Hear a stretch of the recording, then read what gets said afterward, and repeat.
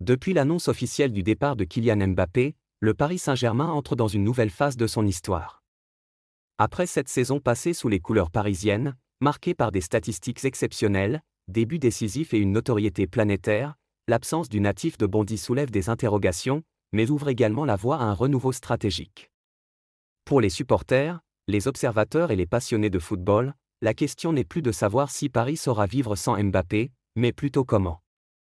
Le PSG a longtemps été identifié par ses individualités, notamment depuis l'ère QSI entamée en 2011.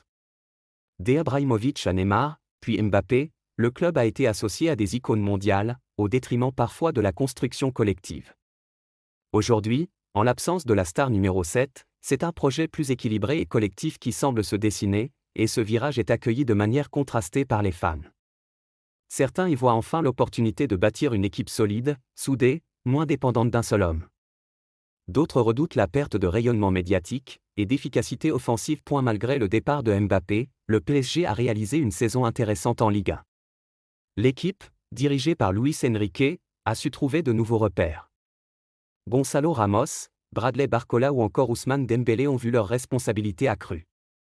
Bien qu'aucun ne possède encore l'aura individuelle de Mbappé, c'est dans la complémentarité et la profondeur de l'effectif que le club de la capitale semble miser.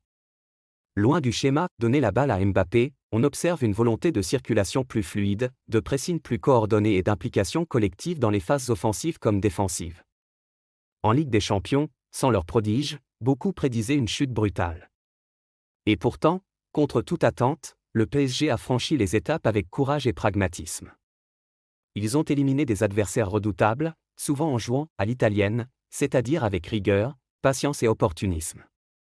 Le milieu de terrain, désormais cœur du jeu avec un joueur comme Vitinha, a été un facteur déterminant dans cette progression. On ne dépend plus uniquement d'un coup d'éclat de Mbappé, mais d'un collectif solide, capable de gérer différents scénarios de match. Dans les tribunes comme sur les réseaux sociaux, les avis sont partagés. Une partie des supporters reconnaît que l'ère Mbappé, bien que brillante, a été marquée par une forme de Mbappé-dépendance, parfois préjudiciable à l'identité de jeu. D'autres regrettent sa capacité unique à faire la différence dans les moments cruciaux. Il est vrai que dans certaines rencontres tendues, un joueur de ce calibre pouvait changer le destin d'un match à lui seul. Son absence oblige donc le PSG à apprendre à gagner différemment, souvent avec moins de marge de manœuvre. Le staff technique a rapidement pris la mesure de cette transformation nécessaire. Luis Enrique, fort de son expérience avec l'Espagne et le FC Barcelone, mise sur une philosophie de jeu résolument collective. Il demande à ses joueurs un pressing constant, une mobilité sans ballon et une concentration tactique qui n'étaient pas toujours exigées dans les années précédentes. Les jeunes talents du centre de formation sont également davantage sollicités. Le club semble ainsi renouer avec une certaine humilité dans sa manière d'aborder la compétition européenne. Mais cette saison post-Mbappé ne s'est pas déroulée sans turbulence. L'adaptation des recrues n'a pas été immédiate, et certains automatismes ont mis du temps à se créer. Ramos a alterné le bon et le moins bon. Dembélé, quant à lui, a souvent brillé mais reste sujet à des blessures récurrentes. Malgré cela, l'équipe a su conserver une solidité défensive, avec un Donnarumma décisif dans les moments importants et une charnière défensive renouvelée. En parallèle, l'image du PSG semble évoluer sur la scène européenne. Moins bling-bling, plus pragmatique, le club attire une attention nouvelle. L'époque des paillettes semble révolue, au profit d'un discours centré sur le projet sportif. La direction, menée par Nasser Al-Khelaifi, insiste sur la volonté de construire un effectif à long terme, de privilégier la stabilité et de capitaliser sur la formation. Le départ de Mbappé, bien que symboliquement lourd, a donc permis d'accélérer une mutation en gestation depuis plusieurs saisons. À l'étranger, cette transition est scrutée de près.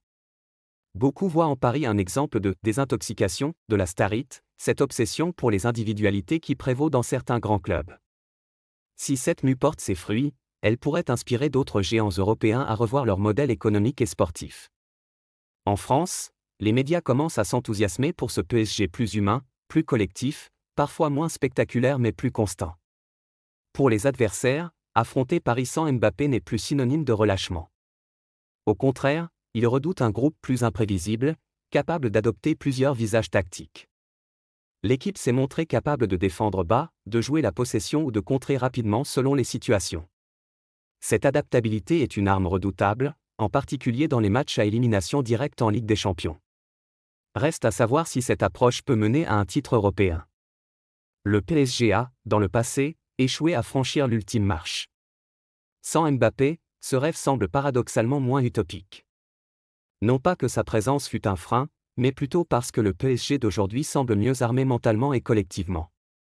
Il ne s'agit plus d'une quête individuelle de gloire, mais d'un objectif partagé, où chacun accepte de se sacrifier pour le groupe.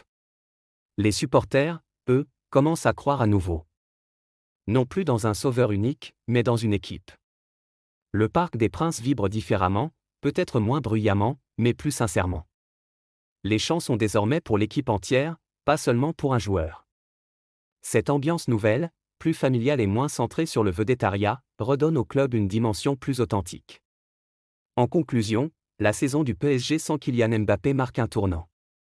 Si l'ombre du Bondinois reste présente, c'est bien la lumière d'un projet renouvelé qui commence à poindre. Les doutes subsistent, les défis restent nombreux, mais Paris semble prêt à les relever collectivement. Et si l'avenir du club passait justement par ce retour à l'essentiel, le jeu, l'équipe, le cœur?